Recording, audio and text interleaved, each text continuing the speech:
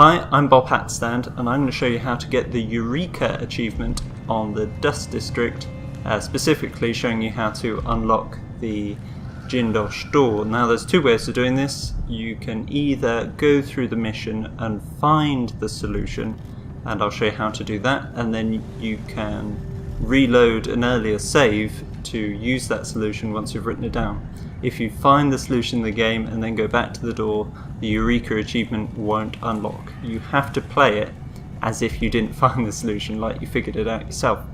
And of course the second way is just to figure it out yourself and use the logic puzzle there to get the right combination. So I'll show you both ways, how to find the solution and how I figured it out at least. The actual riddle is randomized each time, so your results may not be the same as mine, but hopefully the method will help. Jemmy's sister says you can beat any lock in the city. I'm not sure why Stilton's house needed to be shut up tight like this, but what do you think? Can you crack it? Give me a minute. Durante knows how to get in here. Paolo had him feeding old Stilton or watching him.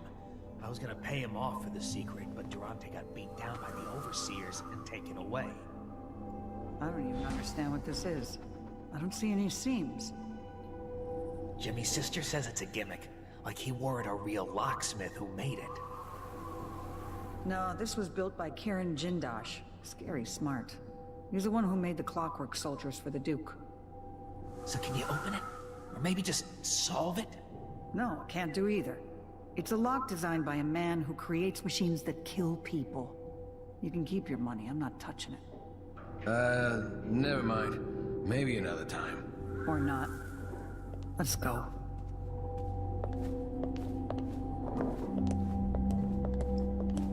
We're playing dice tonight. You in? Okay, that's them out of the way. So here's the door. You can see there's 10 rotating slots, each with 5 options on them. And over here, if we open it,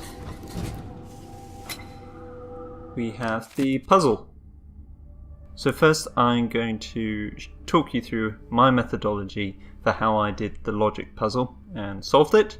What I would stress is that I'm not a genius at these, so there very likely are some better, more concrete methods out there, but this is how I've done it. Now I'm quite a visual problem solver, so what I did is went through the paragraphs and created like little situation or condition cards, and I'll show you as I go through.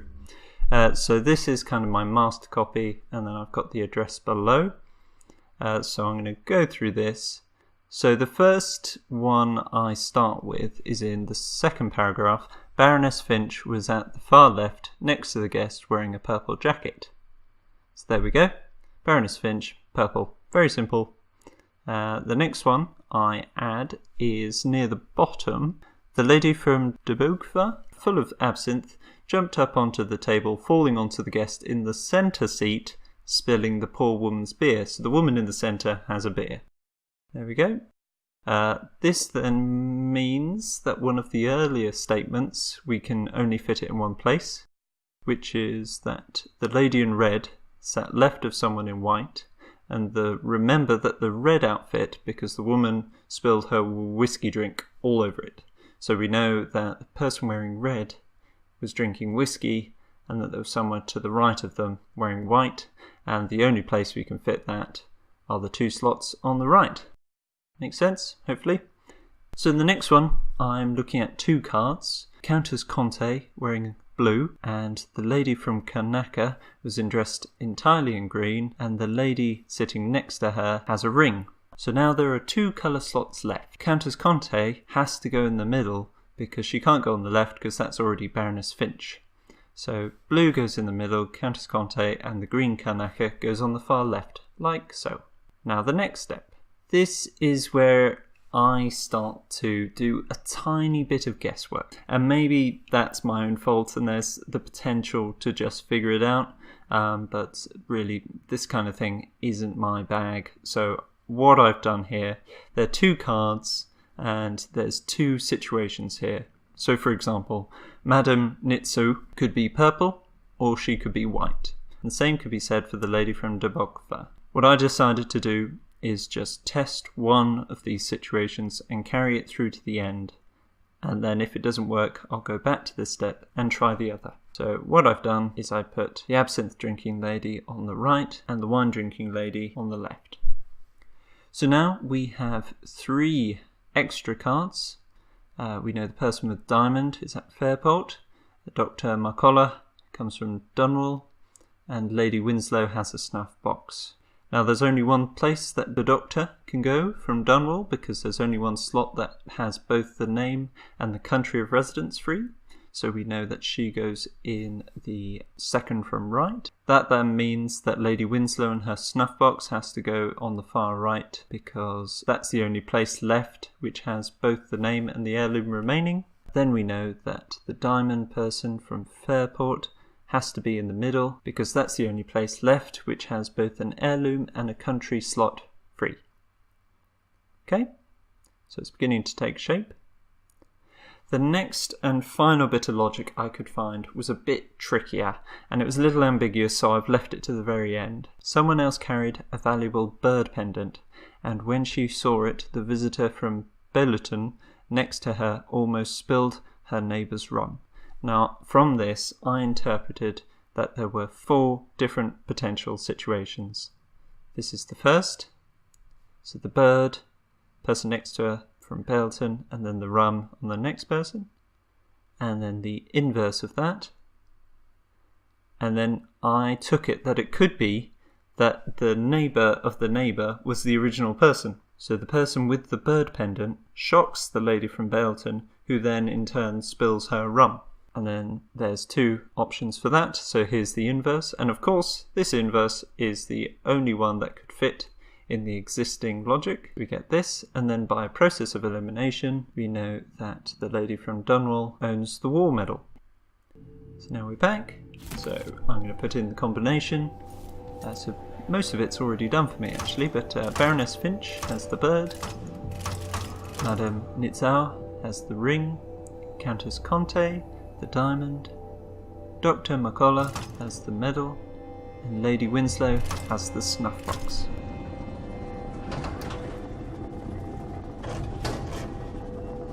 I did it. Now to find Aramis Stilton. And there we go, pop goes the achievement.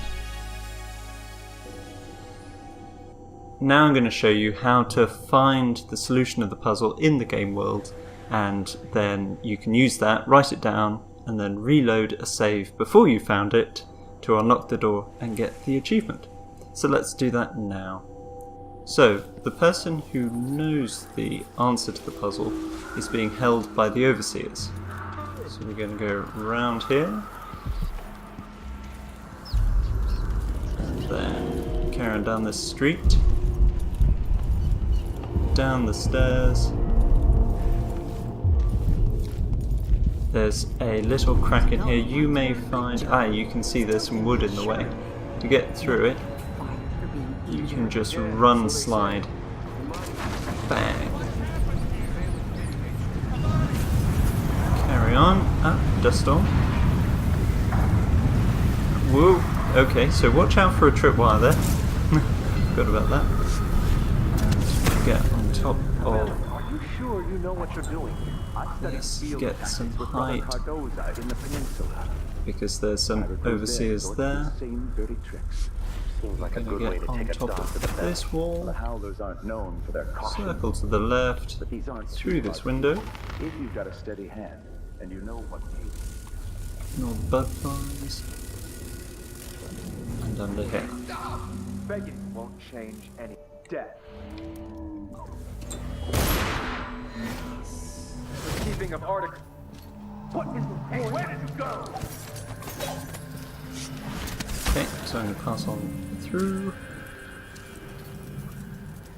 Like it's looking inside me.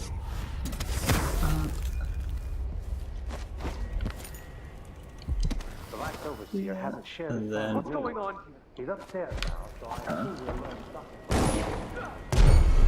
It'll all be over soon. I'm surprised it's... Taken us this long to deal with a mob of ruffians.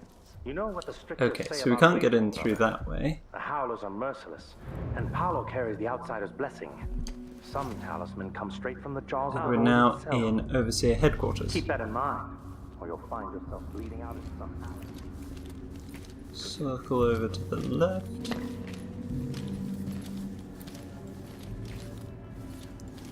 There is one guard who likes to pace around here.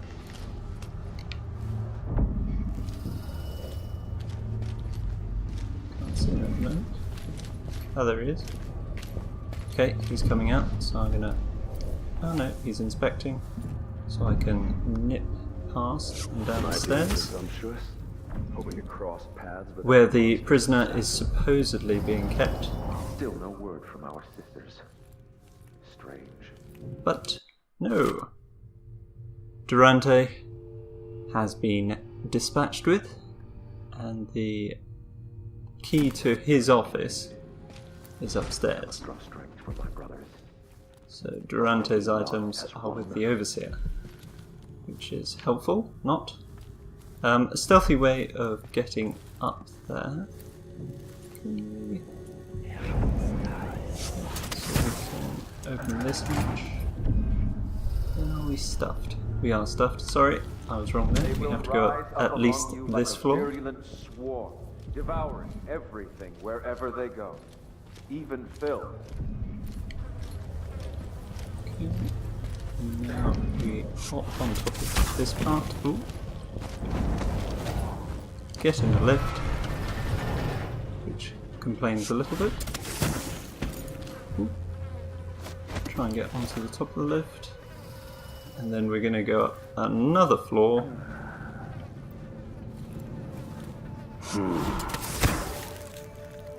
Until we're as high as we can go.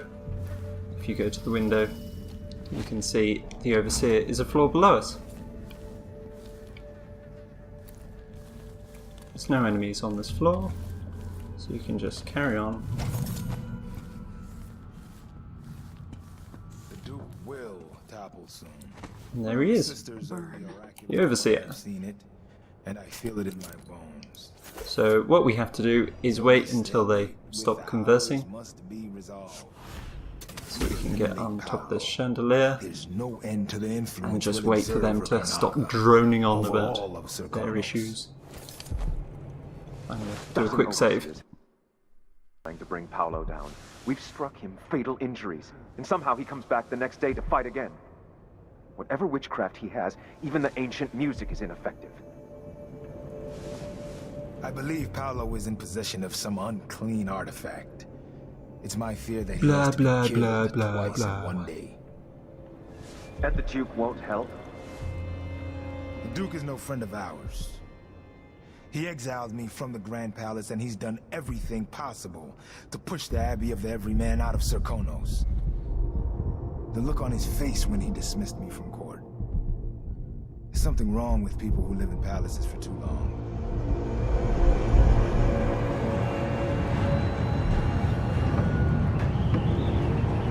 Right, so I think that's the other guy that's accused to sod off. Yep. There he goes. Wait for him to close the door. Good stuff. He's concentrating on his paperwork. So we are going to very carefully nick this key and the report on his desk. Howlers and key, and then get out of the way. Okay, so we now have the key to enter Durante's office, which is in Paolo's Howler occupied territory. So let's think what would be the easiest way to get around to them. I think I'm gonna go this way. So first I'm gonna hop onto this and let you just follow my progress. Come on, there we go. So now we're on to this bit. We're going to turn around and get on top of this notice board. jump onto this bollard. Then back across this side. Slowly zigzag our way back.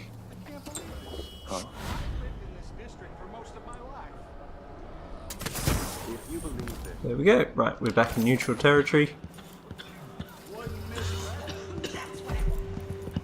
And I'm going to head back to the beginning and then show you how to get back to Howler territory so we can get that key. Okay, so we're back here next to the statue and you can see there's a open window here and a blueprint if you're collecting them. I'm not at the moment because I'm just doing this video. Then hop across to this abandoned building and there are a lot of blood flies there. You can either make your way through that, works perfectly fine, or what I'm going to try and do, which I've never tried to do before, so whoa, bollocks. Okay, what I'm going to try and do is cross over to their side without having to go through this horrendously infested building. So I'm going to try that, I'll just save. There we go. Okay. For the first time ever, let's try doing this. What could possibly go wrong? What, I can't even get to... Come on. Who's a good boy? There we go. I need to fix that. Almost got spotted, but I'm good. I saw someone right here. Better search the place. Let's check the place just in case. Yeah, they almost saw me, but they didn't. Come out, wherever you are. Hop across to here. Stealthy, stealthy, and we're aiming for that red velvet thing over there. Which dead dog did you go? Maybe before we were born, huh? Super. Now we're in. There's one guard on this floor, but he's usually flapping around the other side of this wall. So let's go down a level. Stand a chance anyway. Open this door. Won't hurt you. The office is on the floor just below us. Homes. But I don't see how you can help the miners. It's all connected, Tivoli. Once the Abbey's off our backs. So at the moment, sometimes there's someone writing on that desk. The workers stop digging. Oh, yep, here he comes. Mines producing at half speed are more profitable than mines Yeah, so he's a bit of an issue. So we can't just pile drive our way past him. Now, we also have to keep in mind that guard who also stares out of the window behind this. What we're going to do is pop behind him, jump down, slowly make our way into the room. And he doesn't spot. Superb! So now we can find here the code. Okay, so we've got the code there. I will explain this was done in a slightly different playthrough, so the solution here isn't the same as when I did it initially and did the logic, where you saw me do it earlier this video. But you get the idea. You then write this down and then go and reload the game back whenever you were staring at the door. Okay? Right. Also to point out, there's this keys here, and this actually gives you the opportunity to get rid of both of the leaders, so Paolo and the Overseer. Non-lethally, you ship them off in a crate to the mines, which I'm still debating whether I'm going to do, but it might be a good joke. So thank you for watching, guys. That was how to get the Eureka Achievement on the Dust District. Both ways, either trying to figure it out and my methodology for that, or getting the solution by finding Durante's note in his office. Hope that helps you guys and you managed to do this yourself too. Like and subscribe if you're so inclined, and catch you next time. Ciao!